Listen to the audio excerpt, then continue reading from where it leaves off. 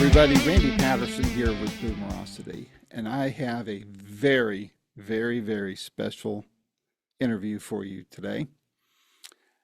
Let me stop right there and say that, or ask you to think back to the late 70s for me.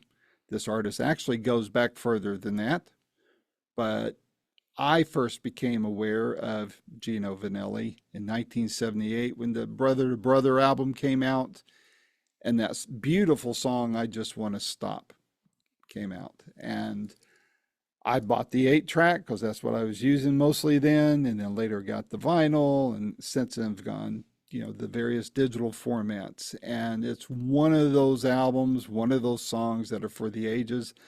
But Gino's done a lot more recordings since then, and his entire body of work is worth still playing for your musical enjoyment.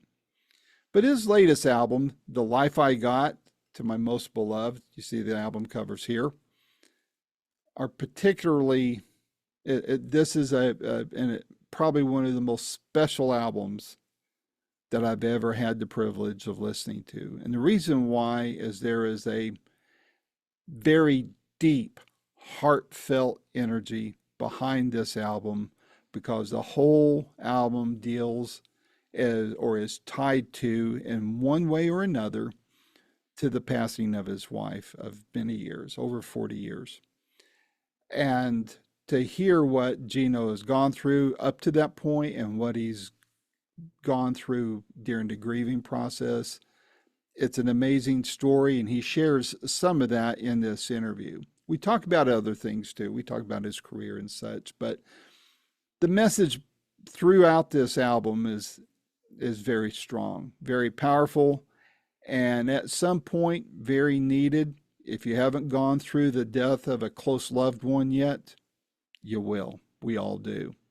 So I'd encourage you, to get this album, buy the physical copy, because we want to support our artists, but listen to it and listen to it carefully.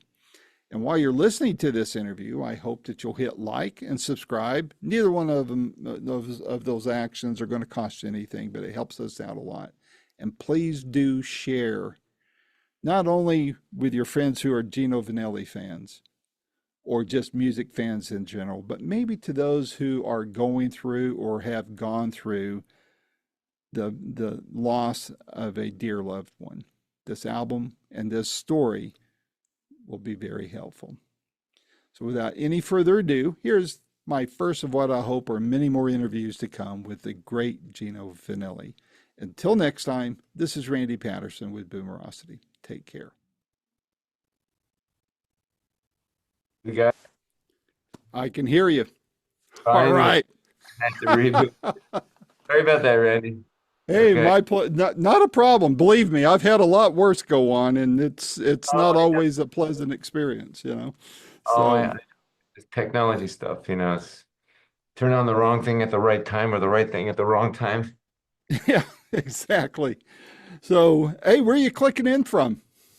Um, about 30 miles outside of Portland, Oregon. Ah, okay. I have a dear friend up that way. So, And in fact, go ahead. I'm sorry. where are you? I'm in the Smoky Mountains, way down south, as the Beatles said. I'm a couple miles up the road from Dollywood. Okay, so it's Tennessee, is it? Yeah, East Tennessee. Yeah. Are you near the Blue Ridge Mountains? Yeah, yeah. Just they're on the other side of the Smokies from me. Yeah, Kind of, I guess that'd be the way to do it. And just yeah, beautiful.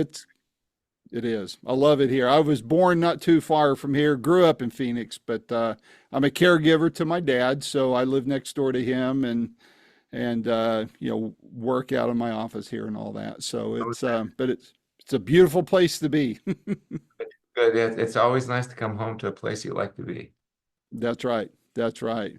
Well, man, I want to thank you, first of all, Gino, not only for sitting with me on this call, but thank you for all the years of great music. I have to tell you, I used to work for the great Nortel out of, that was headquartered there in Canada. And the one time I went to Montreal on business for a meeting, I saw a lot of great sights, had a great meeting there, beautiful city, but the only thing that kept going through my mind is that line from "I just want to stop." So that was the impact you had on me on that, for that, and that Yeah, was many years ago. that was, but I can't get away with not playing that song. So it's Whether you want to or not, right?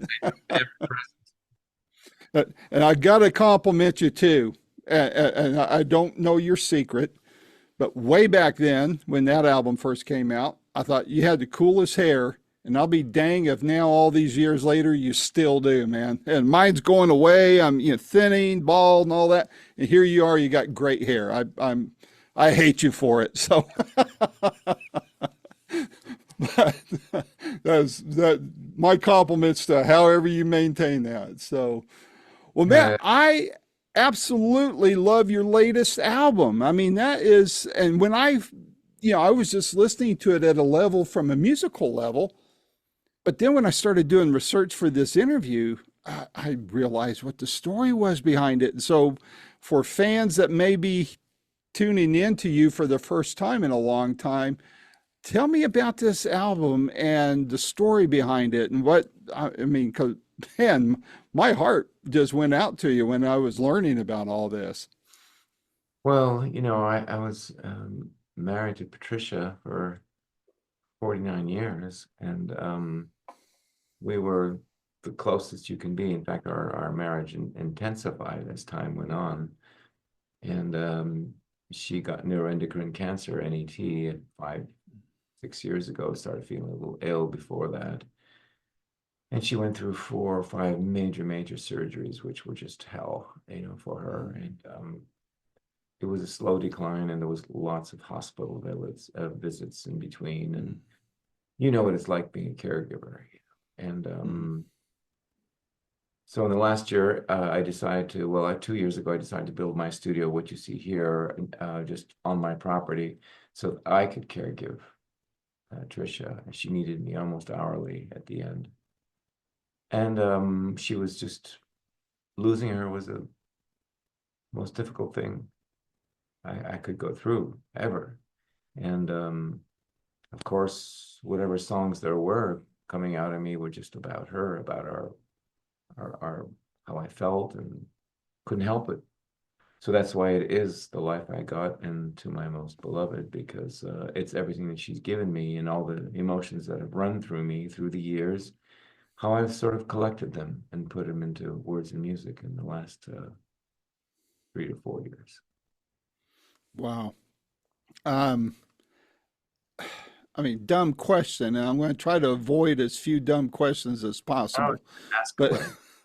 but I mean, I try to, I'm very much of an empath, all right? And I put myself in your shoes on this, and I'm thinking, okay, have the love of your life and you going through this. I mean, and then to turn around and put it down on record. Um, I mean, Yeah, was it, I obligation, mean, pardon me? the obligation is to be as honest. Of course, you can't ever forget that you're entertaining people. Yeah. Uh, and but I didn't sugarcoat anything. I just tried to make it as nutritious a record as I could. And honesty was important, and of course, insightful, as far as what our relationship was all about, and how one could feel as one is losing the love of their lives. And as really set forth in The Hero You See in Me, and Stormy River, and A Little Bit Broken, and a few others, and some a little bit more humorous songs that she insisted that I put on, like It's All Good Mama, about Hmm. my chance sojourn into an all-male bar when I was 18 years old in New York. And I didn't know what kind of bar it was. And there was this very beautiful lady that came up to me and really stroked my ego very good, and stroked other things too. And really had me going for a while until she spoke. Lola, huh? You know, they're just humorous tales, about growing up, and then Trisha thought they were very funny, and they had some insight into them. And but mainly the album is about her, and not only about losing her, about what she meant to me through the years, and how precious and how courageous and how everything she was, that a man could ever want and a woman Hmm. possibly ever want, and then some.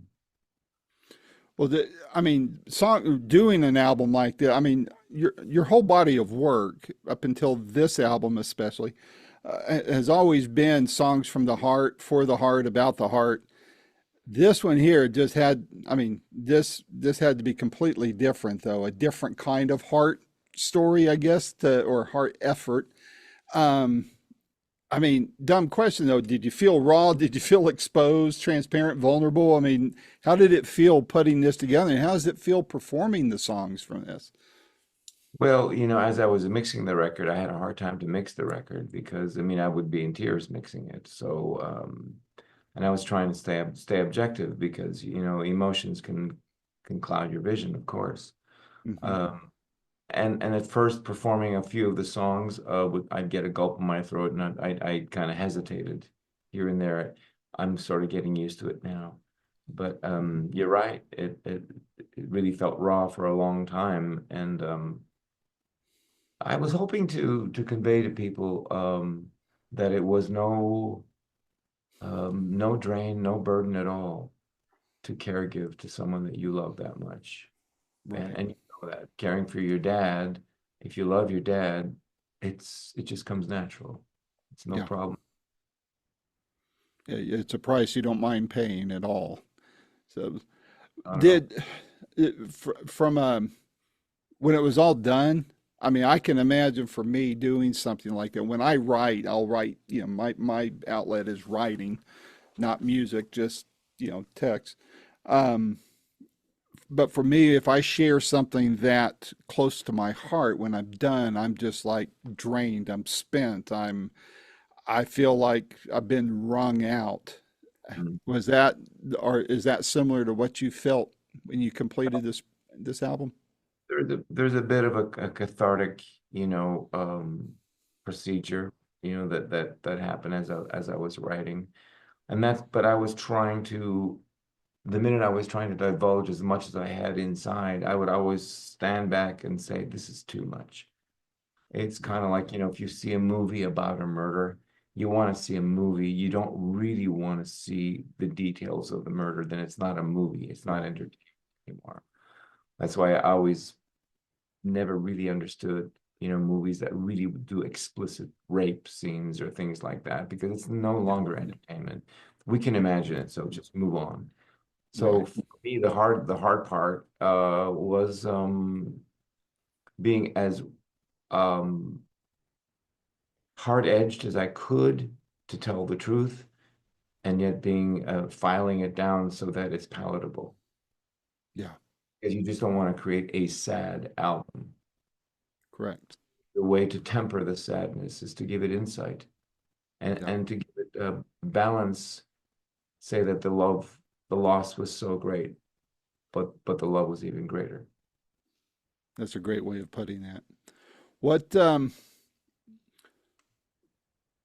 I don't know which order to ask these questions, and so they may be a little out of sync here, but I always ask artists this about their album. Which song would you point to as the calling card? And I always ask that, but in this particular case, with the story behind this, I imagine there are some that probably hit home or a little more healing than others. Is there a particular song on this album that you'd point to as a calling card, especially to those fans who might be going through or have gone through what you went through?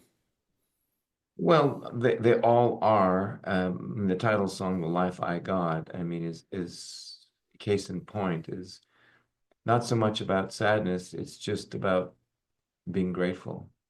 Yeah. And, I never wrote songs about being grateful.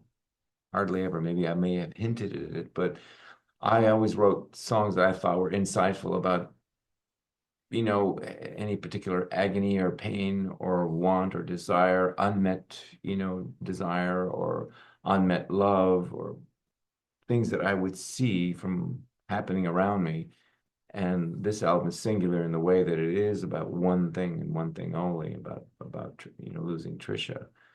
Hmm. But I mean, the Stormy River is a little bit about that, and I could never finish the song while Trisha was alive, and right before she went, that's when I finished the song because I kind of had a feeling it was going to happen.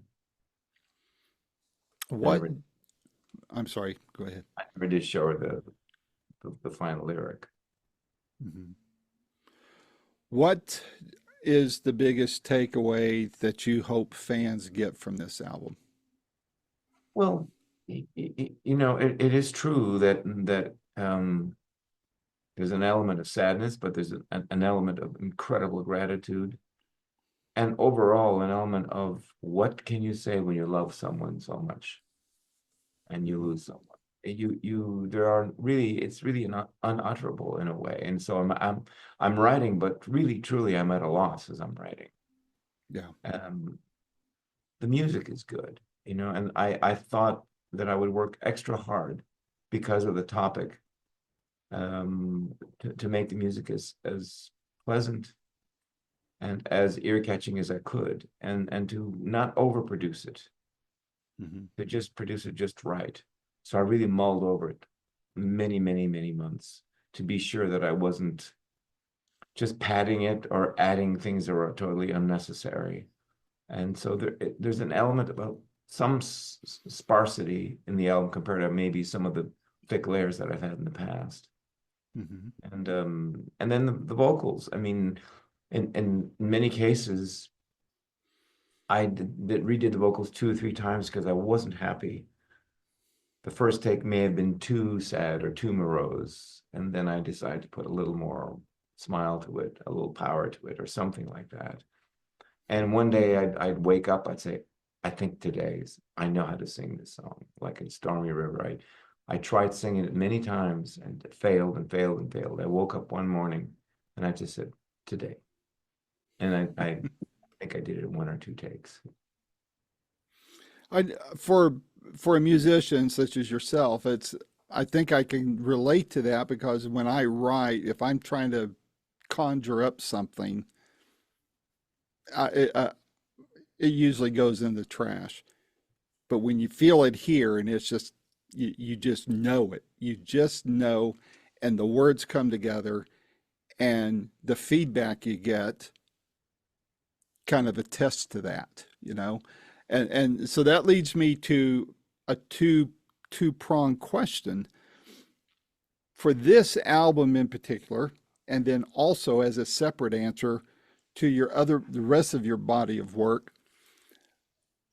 Are there any fan stories that you can share, especially with this album, where somebody has come up to you and said, "Hey, I'm going through this. I went through this, and this is what a particular song meant to me, or the whole album, or anything." Well, Anything you can share about that?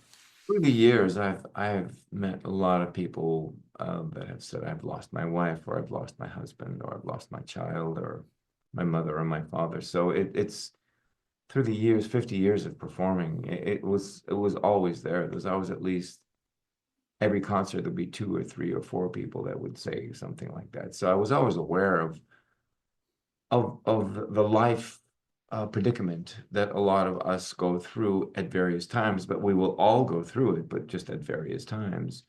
And Hmm. it's never quite the same when it happens to you.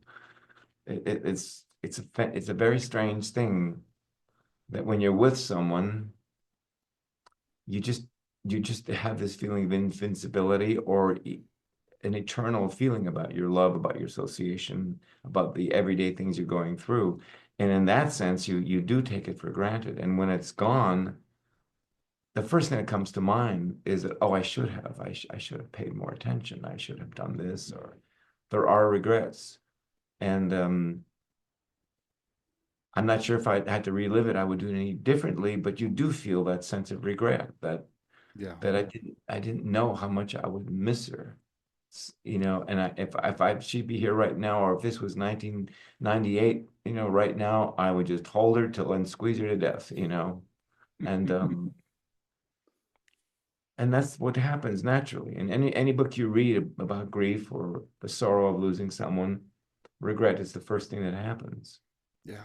For me, the first 6 months was just the shock because of the way she went and the what surgeries did to her, and I don't really want to go into all the details, but it was brutal. Understood. It was I can brutal. imagine. And she, I, Patricia, was, I mean, one of the most beautiful women I ever laid eyes on, and she remained that stunningly beautiful at 65 until cancer came along and then just knocked her silly. wow. Mm. Well, I can only imagine what that's like. I mean, I hope people that listen to the album, listen to this interview and other interviews you do, take that to heart because I know for me, I haven't gone through that yet. Did lose my mom a few years ago, and now caring for my dad, there's that extra Yep. special bond. But I do try to live every day Yes. knowing that just what you just said, you can look back with some regret, but also I'm a realist too, so I know there's only so much you can do, and you have other responsibilities and stuff. But you do try to make the absolute best of everything. And instead of crying about something, you find something to smile or laugh about. And Dad has Alzheimer's, so I get plenty of material to laugh about, but I hope people take that lesson away from this to do make the most out of the time with their loved ones. That, You know, you know, it's a year and a couple of months since Trisha has passed, and I have a very, very good friend who lives down the street. His name is Ken. And Ken called me one morning, just a few weeks ago, and says to me, "Look, I'm tired of seeing you alone in your house and just, staring at the walls. We're going to go on a four-way date." He says, I got this cool woman. You want to meet her?" And I says, "Ken, I'm not ready." He said, "Gino, trust me. She's cool. No pressure. We're going to all go to a car show. I'll take my wife and we'll bring her along." I says, "Ken, I'm telling you, I'm not ready." And I'm not taking no for an answer. So we all go in Ken's Silverado. We get to the car show, and there's all kinds of beautiful cars, electric cars, Corvettes, whatever. And we're walking along, and then I suddenly realize I look at Ken. I said, "Ken, do you realize something?" He says, "What?" "I'm walking with you." It was the worst thing in the world for me we all went out to dinner and then we said goodbye, and I just kind of shook her hand saying, "Nice meeting you," and left. Those kind of humorous things, but in a sense, you're talking about getting back on your feet again and starting to live again. I'm finding my way slowly, yeah. to sort of saddle up again, but it's really difficult because the first thing I did when I was speaking with this lady that Ken invited, oh, Trisha wouldn't wear those shoes. She would, so, you know, and so I don't want to go there, but that's Yeah. why I'm just really not ready. Well, I think too with men, we tend to be afraid of being alone. I don't know what it is. Women, I find, I'm single. I went through a pretty nasty divorce, but I found that women are much better at taking the time they need to heal Yeah, before they get back into the ring. everybody needs their own amount of time. I've seen Yes. guys like 4 months later get hitched up again, and some just remain single forever.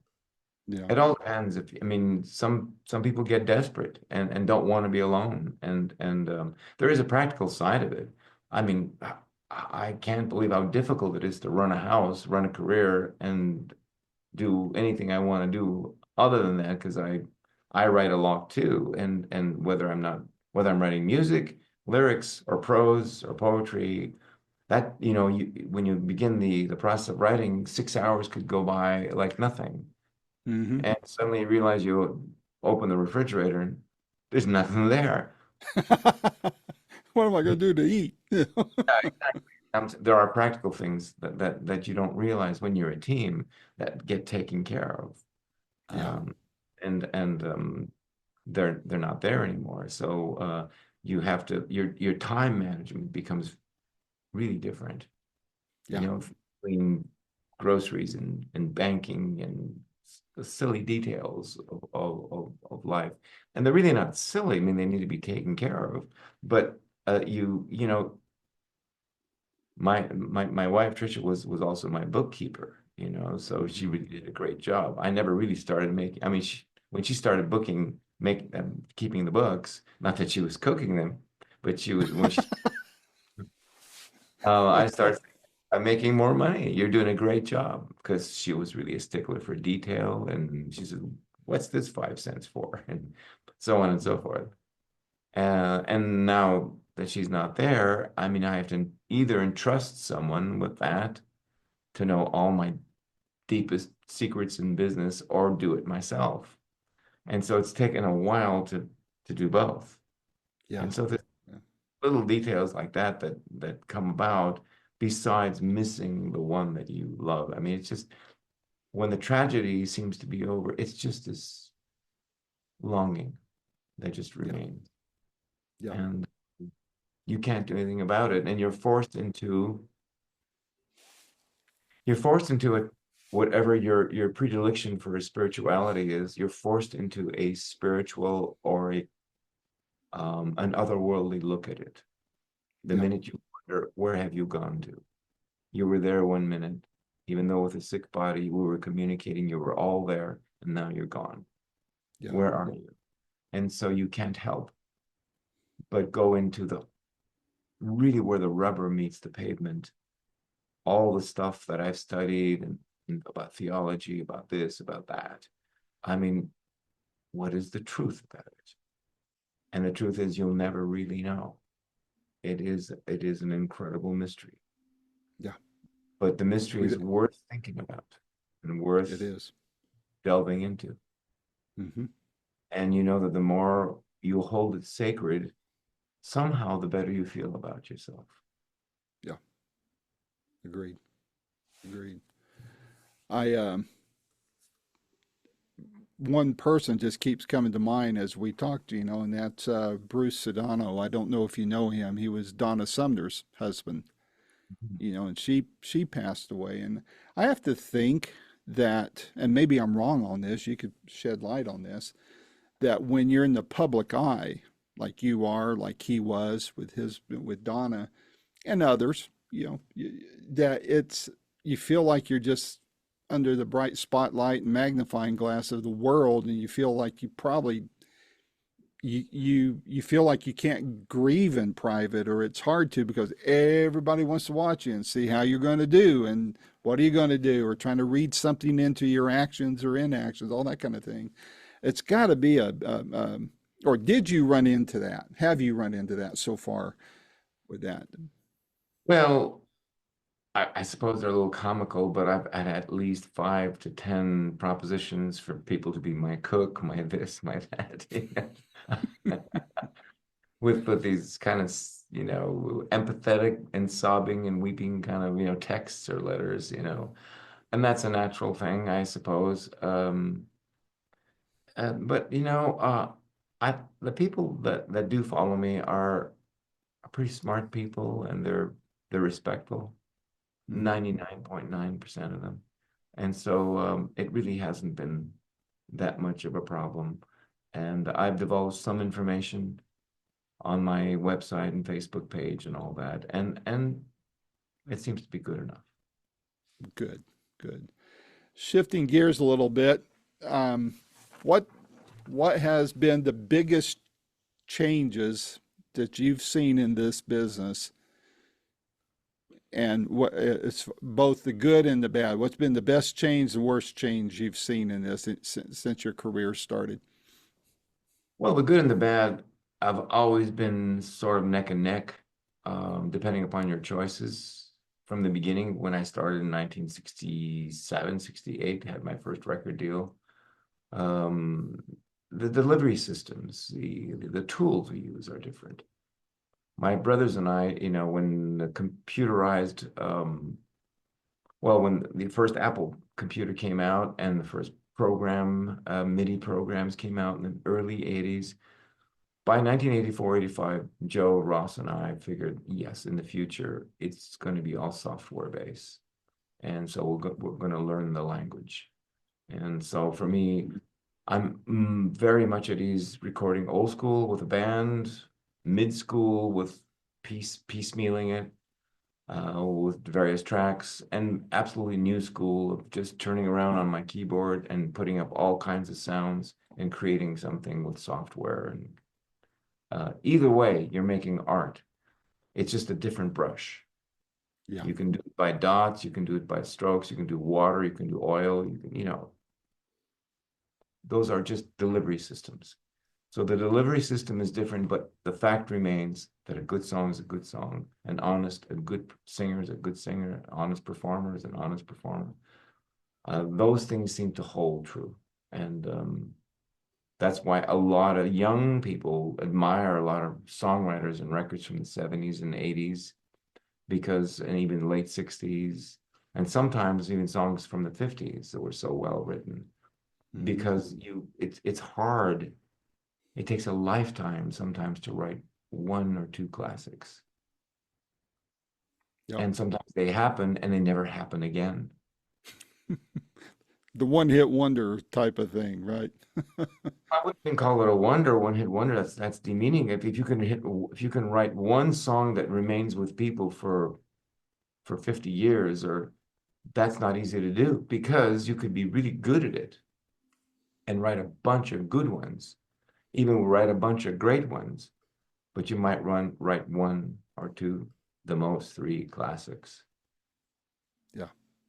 Even the greatest writers in the world, Cole Porter and uh, Rodgers and Hammerstein have maybe one, two, or three that you remember them by. But I mean, Mm-hmm. Cole Porter has a book of songs. Mm-hmm.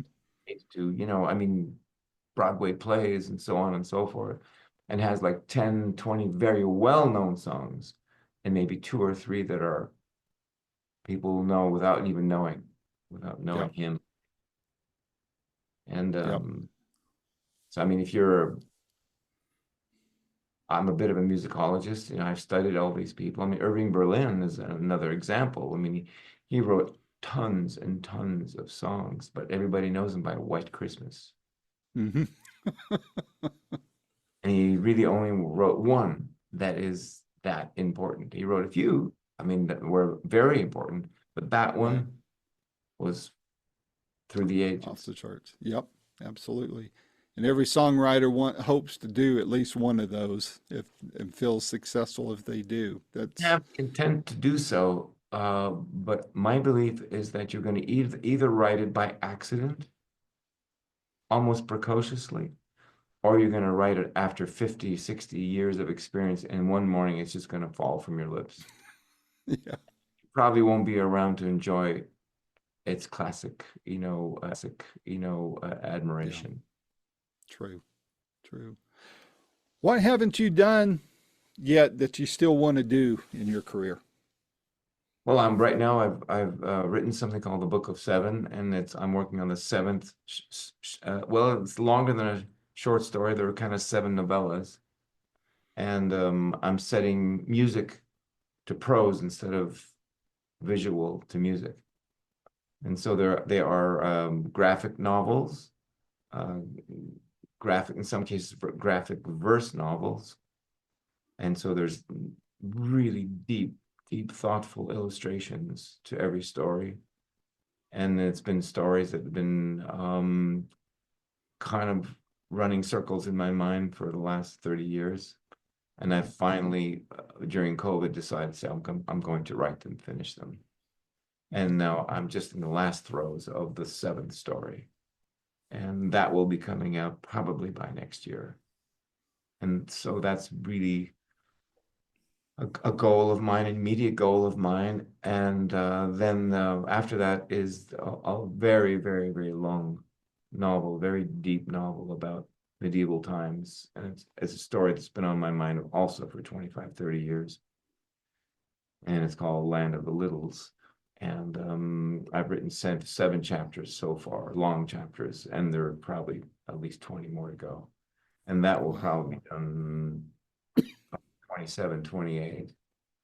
And of course, I have a couple of more ideas for a new CD. We have a show we did in Serbia that we got a mix and an edit. That's going to be coming out in the next year or two. And there's concerts. We're going to South America to do some concerts, and we've got concerts in New York, Boston, and Dallas, and San Antonio, and a few other places this year. And I'm always up for doing more concerts. Not too many, but enough. Right, right. Well, when those books, the CDs, any project you have coming out, Gino, my door is always open to you. I'd love to talk to you about them and do my part to get the word out so that Thank you. people know to get it and add it to their own personal libraries. One final question for you, and I think it's probably especially I would love to hear it, especially with everything you've gone through. And I ask artists this, and I'm surprised oftentimes by their response or lack of one on this. And that is, when your life's over, what do you hope your legacy is, and how do you want to be remembered? I'm sure that has changed some after the losing your wife, or at least puts it in better focus. How would you answer that today as compared to 10, 20 years ago? Well, it's just really not for me to say. I really I look at it like someone who's running a race, and the minute you try to see who's in front of you or beside you or behind you, you will misstep. So I just kind of look straight ahead, and I want to finish what I need to finish. And I've um, I've grown to really trust the process of life, and to really trust in what you see as God, or you see as your source, your fount, either fount of knowledge, fount of being, or fount of inspiration, or maybe all those things. It's Mhm. one thing to think of it in a heady kind of way. It's another thing to really feel it and to internalize it and to assimilate it and to live it. Right. And at this point, I've internalized it, assimilated, and I'm living it. And so I really don't think about it in those terms of legacy. It's not that I don't care. It's just that what it is what it will be, will be. Agreed. You put it very well. Well, Gino, this was an honor, personal thrill as a fan.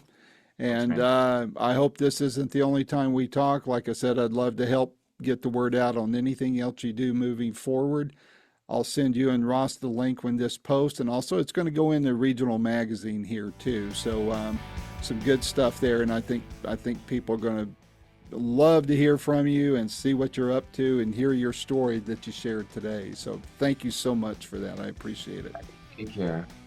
All right, take care. This has been another fun-filled episode of Boomerocity with your host and producer, Randy Patterson. The theme song is Roll the Dice and is recorded and used by permission from Quentin Hope. Quentin is spelled Quinten, and Hope is Hope. And you can find out more about Quentin at quentinhope.com. Post-production is done by Cardinal Sins Productions.